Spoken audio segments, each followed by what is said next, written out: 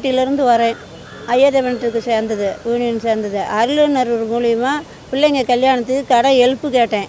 கடன் வாங்கி தரேன்னு வாங்கி கொடுத்தாரு. நான் 20 லட்சம் தான் கேட்டேன். அவர் இல்லை 50 லட்சம் வாங்கிங்க, வண்டி போட்டு வண்டி ஓட்டி சம்பாதிங்க, நான் வட்டி பூரா நான் கொடுத்துக்கிறேன் அப்படின்னு சொல்லி எனக்கு என்ன உங்களுக்கு அடமானத்துக்கு என்ன இருக்குது, நிலம் தான் இருக்குது, அடமானம் வையினாங்க. அடமானம் வச்சா தரமாட்டேன், கரையும் பண்ணுங்க, உடனே 1 வருஷத்தில் 3 வருஷத்தில் மாற்றிக்கலாம், மாதம் மாதம் வட்டி கட்டி விடுங்க, நான் கட்டி என் மூலியமாக கொடுங்க, ரவி மூலியமாக நான் கொண்டு போய் ரவிக்கிட்ட கொடுக்குறேன், நீங்கள் என்னத்தை பார்த்துட்டு தான் நீ ரவி பார்க்கணுன்னு ரவிக்கு தான் கரையும் பண்ணி கொடுத்தாரு.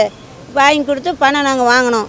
வாங்கிட்டு திருப்பி போய் சொத்து கேட்கல, 1 வருஷம் கழிச்சு கேட்கல, இல்லை நிலமெல்லாம் இல்லை, நான் ரவிக்கிட்ட விற்றுவிட்டேன், நிலம் இல்லை, அபகரிப்பு கொதவு பத்திரம் எனக்கு ஈசி போட்டு பார்க்கல, அவங்க பேர் ரவி பேர் வந்தது, என்னங்க நான் கொதவுக்கு தான் வச்சேன் கரையினேன், இல்லை கரையும் தான் பண்ணி கொடுத்துக்கிறீங்க, நான் பணம் வாங்க மாதிரி இல்லை, எனக்கு நிலம் தான் வேணும்னு நான் கேட்கல, இல்லை உனக்கு நிலம் கிடையாது, நான் வட்டி முதல்ல நீங்கள் எதுவும் தர முடியாது அப்படின்னு எங்களை கொலை மிரட்டினார். பிள்ளைங்களை வச்சு பிளாக்மெயில் பண்ணார். எங்கள் வீட்டுக்காருக்கு உடம்பு நல்லா இல்லை.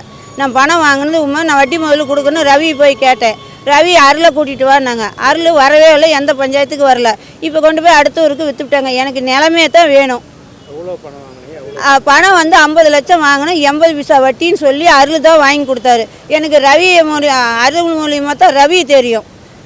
ரவி ஃபோனில் ரெக்கார்டு இருக்குது, வீடியோ இருக்குது, ஆதார் இருக்குது, என்கிட்ட பேசின கேசட்டு எல்லாமே இருக்குது. ஆமாங்க.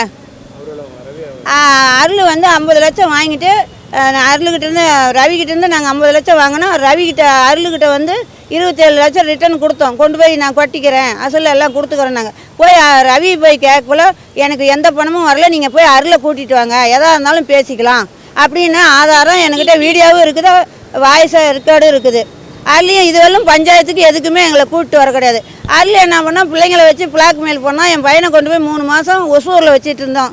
எந்த சம்பளமும் தரல. அவனை மிரட்டி அவங்ககிட்ட 20 லட்சத்தை வாங்கிட்டான், என்கிட்ட 17 லட்சத்தை, மொத்தம் 20 லட்சத்தை மிரட்டி வாங்கிட்டு போயிட்டான். கேட்டால் நான் வாங்கலை, நீங்கள் வாங்கினதுக்கு என்ன ஆதாரம்னு கேட்குறான். எனக்கு நான் பணத்தை ரவிக்கிட்ட கொடுக்குறேன்னு போய் ரவியை நேரடியாக கேட்கல, நீங்கள் போய் அருளை கூட்டியானு.